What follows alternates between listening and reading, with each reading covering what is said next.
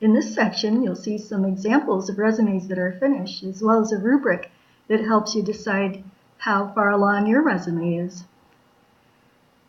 An example of a resume here is one design. The student has used an objective statement specifically to target to the area that they want to work in.